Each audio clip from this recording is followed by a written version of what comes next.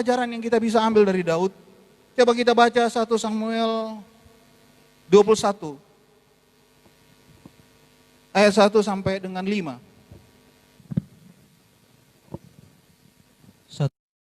1 ayat 1 sampai 5.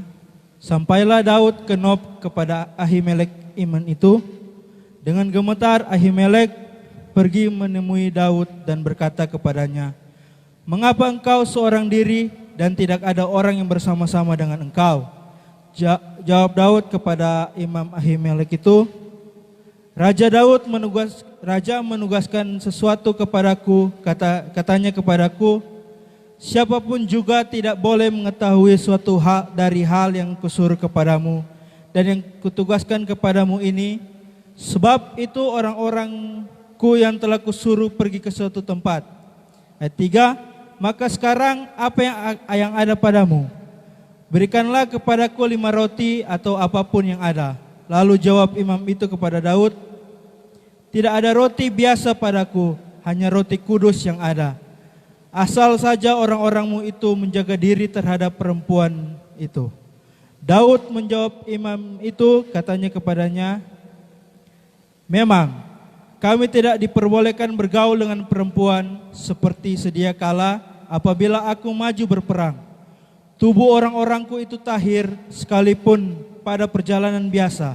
Apalagi pada hari ini masing-masing mereka tahir tubuhnya." Saudara, apa yang dialami oleh Daud, saudara? Waktu dia berada di Nob.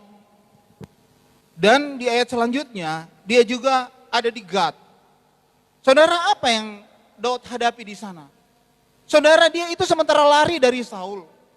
Orang yang duduk sehidangan dengan dia. Orang yang semeja dengan dia. Bahkan kalau mau bilang, saudara, Daud itu menikah, kawin dengan anaknya Saul salah satu. Saudara, berarti apa? Dia punya ayah mantu, saudara ya, papa mantu. Saudara, apa yang terjadi, saudara? Dia lari ke Nob. Nob itu apa? Tempat, saudara, para imam. Karena di sana ada Imam Ahimelek, saudara. Apa yang terjadi? Karena saking Daudnya mengembara dari satu tempat ke tempat yang lain, dia kehabisan makanan, saudara. Sehingga apa yang terjadi? Dia minta kepada Ahimelek supaya dia boleh makan. Kadang-kala mungkin juga kita diperhadapkan dengan perekonomian yang seperti ini, seperti masalah-masalah sekarang ini. Dan kita tahu seperti saya katakan, Nob itu dekat Gibea, saudara. Gibea itu tempat tinggal Saul. Jadi maksudnya apa, saudara, dia datang ke Nob? Cuma mau cari makan. Karena betapa susahnya dia pada waktu itu. Saudara, padahal dia sebetulnya sesuatu yang kalau mau dipikir, dia ada banyak tentara, saudara ya. Dia ada 1000-an dia punya tentara dan dikatakan orang-orang terbaik. Kalau bisa dia bisa kudeta, saudara. Dia bisa kudeta sama Saul, tapi dia tidak mau. Apa yang kita bisa pelajari daripada ini? Karena Daud Tuhan mengajar supaya dia taat kepada Tuhan. Ini juga mungkin menjadi refleksi buat kita. Supaya kita tetap taat apapun, saudara, yang terjadi dalam hidup kita. Walaupun perekonomian kita sudah sangat merosot, tapi marilah kita belajar tetap taat kepada Tuhan. Saudara, begitu juga ayat yang selanjutnya, saudara ya. 1 Samuel 21 ayat 10 sampai 5. Apa yang terjadi waktu dia ada di Gad? Saudara tahu Gad apa? Gad itu bermusuhan erat, saudara, karena Gad itu orang Filistin. Gad itu bermusuhan erat dengan apa? Bangsa Israel. Karena Daud membunuh orang Gad, saudara, si Goliat. Jadi betapa mereka dendam. Tapi apa yang terjadi? Karena saking, saudara, dia dia lari, saudara, karena Daud orang dekatnya mau membunuh dia. Saudara, akhirnya dia lari ke Gad. Dia tersingkir dari tanah airnya, saudara. Dia menjadi orang asing di daerah musuh. Saudara, bayangkan betapa menakutkan kalau peristiwa seperti ini. Di ayat yang ke-11, saudara tahu apa yang terjadi. Orang bisa kenal dia kan Daud. Saudara bayangkan satu negara, saudara, sementara berperang dan seorang itu ada lari di tempat itu. Dan dia ketahuan bahwa dia itu orang sebelah mana. Bagaimana perasaannya, saudara? Bagaimana perasaan Daud pada waktu itu? Saudara, betapa, saudara, sangat menyakitkan apa yang dihadapi oleh Daud. Seolah-olah kalau kita lihat Daud sudah ditinggalkan Tuhan. Tuhan sudah tidak dengar lagi dia. Tapi apa yang terjadi? Daud, dia tetap taat dan percaya kepada Tuhan.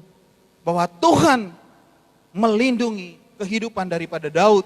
Kita baca di dalam Mazmur 34, saudara ya.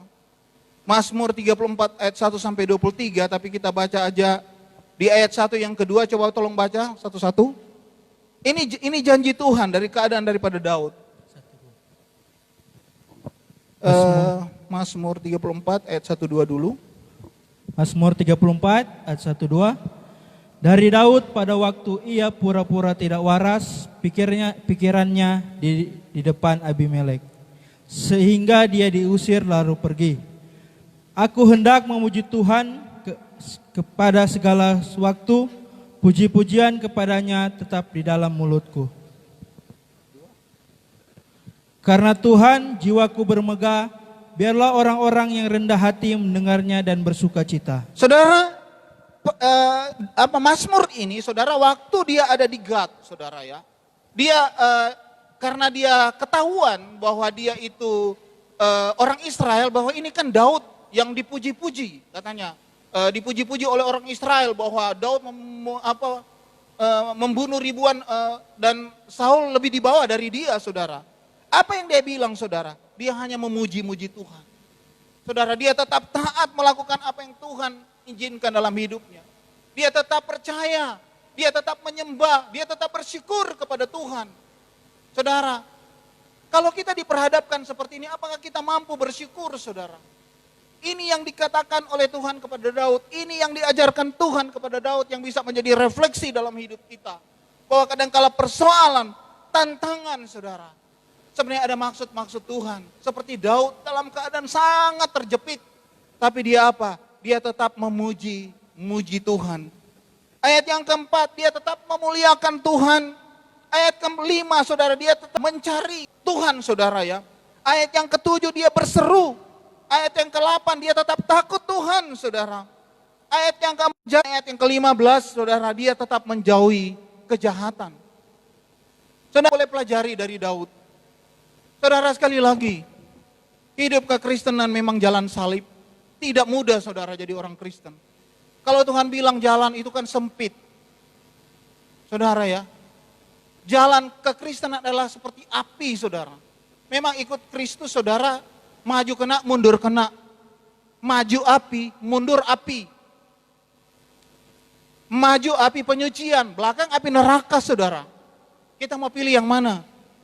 Tapi ada seorang hamba Tuhan dari YW yang bilang begini, Pak Lauren Cunningham bilang begini, harga yang aku akan bayar untuk mengikut Yesus jauh lebih sedikit daripada harga yang engkau akan bayar jika engkau tidak mengikut Yesus.